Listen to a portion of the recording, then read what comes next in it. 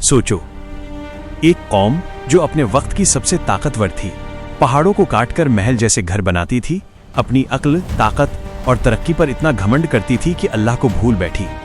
ये कहानी है कौम समूद की, और ये सिर्फ एक कहानी नहीं बल्कि आज के इंसान के लिए एक जिंदा इबरत है। कौम समूद कौन थी?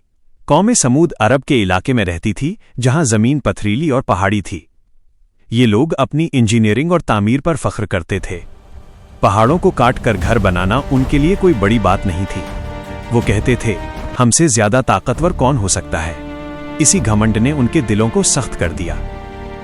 नबी सालेह अलैहि की दावत अल्लाह ने उनकी हिदायत के लिए नबी सालेह अलैहिस्सलाम को भेजा।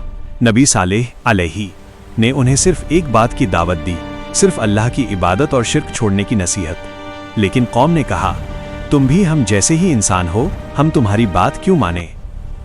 अल्लाह की खुली निशानी कौम ने नबी सालेह अलैहि से कहा, अगर तुम सच्चे हो तो कोई निशानी दिखाओ। अल्लाह ने उनके लिए एक जिंदा और खुली निशानी भेजी, अल्लाह की ऊँटनी। वो ऊँटनी पहाड़ से अल्लाह के हुक्म से निकली और पूरी कौम ने उसे अपनी आंखों से देखा। ये निशानी इतनी वाज़ेह साफ थी कि झुठलाने का कोई बहाना नहीं था। इम्तिहान का कानून अल्लाह का हुक्म था कि ऊँटनी अल्लाह की है, उसे नुकसान न पहुंचाया जाए और पानी का एक दिन ऊँटनी के लिए और एक दिन कौम के लिए हो। ये इम्तिहान सिर्फ इबादत का नहीं बल्कि इताअत और सब्र का भी था। घमंड और मजाक। लेकिन कौम समूद ने अल्लाह की निशानी का मजाक उड़ाना शुरू कर दिया। कुछ लोग कहते, ये क्या है, एक ऊँटनी ही तो है। घमंड इतना बढ़ गया कि उन्हें हक भी झूठ लगने लगा। जब दिल सख्त हो जाता है तो निशानी भी मजाक बन जाती है।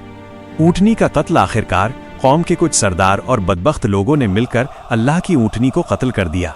गुनाह एक ने किया लेकिन राजी पूरी कौम थी। किसी ने रोका नहीं, किसी ने तौबा की बात नहीं की। यही वजह थी कि अजाब सिर्फ एक शख्स पर नहीं पूरी कौम पर आया। अल्लाह की मोहलत। इतना बड़ा गुनाह होने के बाद भी अल्लाह ने तुरंत अजाब नहीं भेजा। नबी सालेह ने कहा, 3 दिन तक अपने घरों में रह लो। ये 3 दिन तौबा का आखिरी मौका थे। अल्लाह चाहता तो उन्हें माफ कर देता, लेकिन शर्त सिर्फ एक थी, सच्चा पछतावा। तौबा से इनकार। लेकिन उन लोगों ने इस मोहलत का भी मजाक उड़ा दिया। उन्होंने कहा, देखते हैं कौन सा अजाब आता है। उनके चेहरों पर डर नहीं बल्कि घमंड था। जब इंसान गुनाह पर भी खुद को महफूज समझने लगे तो समझ लो कि उसका वक्त करीब आ चुका है। अल्लाह का अजाब 3 दिन पूरे होते ही आसमान से एक जोरदार चीख आई।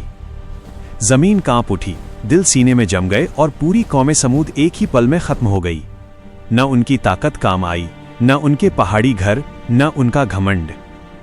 इस वाक़ये से क्या सीखें? यह वाक़या हमें सिखाता है कि घमंड इंसान को अंधा कर देता है। अल्लाह की निशानी का मजाक सबसे बड़ा जुर्म है। हक को जानबूझकर झुठलाना सिर्फ गलती नहीं, जुल्म है।